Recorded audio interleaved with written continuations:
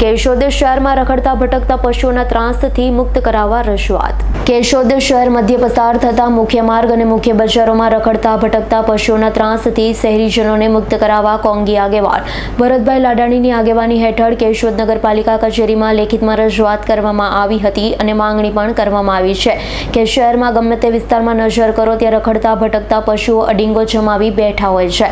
વાહન ચાલકો રાહદારીઓને આવવા જવામાં પારાવાર મુશ્કેલીઓ સહન કરવી પડે છે। નામદાર હાઈકોર્ટ દ્વારા કરવામાં આવેલ હુકમ મુજબ ચુસ્તપણે અમલવારી કરવામાં આવતી ન હોવાથી શહેરમાં 1000થી વધારે રખડતા ભટકતા નદણિયાતા પશુઓ મુખ્ય માર્ગ અને બજારો ઉપરાંત સોસાયટી વિસ્તારમાં રખડતા હોય જેઓને છાસવારે આકસ્મિક ઘટનાઓ બને છે। કેશોદ શહેરમાં રખડતા ભટકતા આખલાઓના કારણે શહેરીજનો વેપારીઓની માલ મિલકતને નુકસાન થવાની સાથે શહેરીજનો ગંભીર રીતે ઇજાગ્રસ્ત પણ બને છે। કેશોદ નગરપાલિકા દ્વારા વહેલાસર નામદાર હાઈકોર્ટના હુકમની અમલવારી કરવામાં આવે તેવી માંગણી કરી છે। કેશોદ શહેરના મુખ્ય માર્ગ પર ઊભા રહેતા ફેરિયા અને પથ્થરવાળા દ્વારા બગડેલા ખાદ્ય પદાર્થ ફેંકવામાં આવતા હોય, પૂરતો ખોરાક મળી જતો હોય, રોડ પર વધારે પશુઓ જોવા મળે છે। જાણવા મળતી માહિતી મુજબ બીમાર પશુઓને સારવાર આપી છોડી દેવામાં આવતા, દૂધ આપવાનું બંધ કરી દેતા, દૂધાળા પશુ અને પશુપાલકો દ્વારા છોડી દેવામાં આવતા શહેરમાં રખડતા પશુઓની સંખ્યામાં વધારો જોવા મળી રહ્યો છે। ઘણા વર્ષોથી ખસીકરણ કાર્યક્રમ કેશોદ શહેર વિસ્તારમાં થઈ શક્યું નથી। કેશોદ નગરપાલિકા દ્વારા રખડતા અને ભટકતા પશુઓ માટેની નક્કર કાર્યવાહી કરવામાં આવે છે તો આવનારા દિવસોમાં ખબર પડશે। આગેવાનો દ્વારા એ પણ જણાવ્યું છે કે આ બાબત પર સંપૂર્ણ ધ્યાન દેવામાં નહીં આવે તો નામદાર કોર્ટનો સહારો લેવામાં આવશે। ભરતભાઈ લાડાણી આજ રોજ કેશોદ નગરજનોને સાથે રાખી અને ઇન્ડિયા પક્ષના સાથી પક્ષો સાથે કેશોદ નગરપાલિકાની સામે એક કેશોદની જનતાની સમસ્યાનો પ્રશ્નનું નિરાકરણ કરવા માટે એક આવેદનપત્ર આપ્યું છે। શહેર ગલીની અંદર ચારેય દિશામાં તમે તમારા ઘરની બહાર નીકળો ત્યાં પશુઓ એટલે કે રખડતી ગાયો અને ખૂટિયાઓનો ખૂબ પ્રમાણમાં ત્રાસ છે।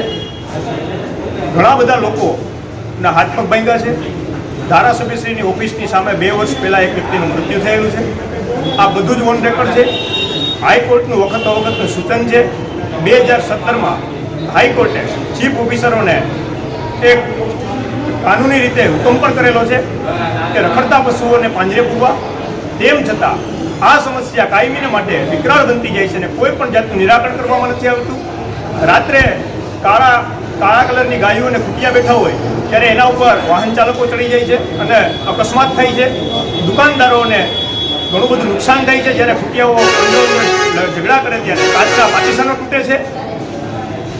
એનાથી વિશેષ વાત કરું તો આ પશુઓને જો પકડવામાં નહીં આવે તો અમારે નામદાર ગુજરાત હાઈકોર્ટ એટલે કે વડી અદાલતમાં કોર્ટે કરેલા હુકમની સામે અમલવારી કરવા માટે અમારે કોર્ટના દ્વાર ખખડાવવા પડશે।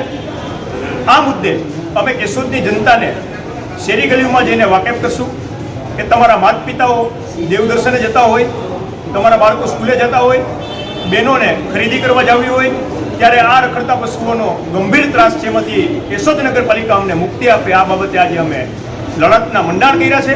આવનારા દિવસોમાં આ લડતને વધુ તેજ બનાવશું। રાવલિયા મધુનો રિપોર્ટ S9 ન્યૂઝ કેશોદ। અમારી તમામ માહિતીથી અપડેટ રહેવા માટે જોડાયેલા રહો S9 ન્યૂઝ સાથે।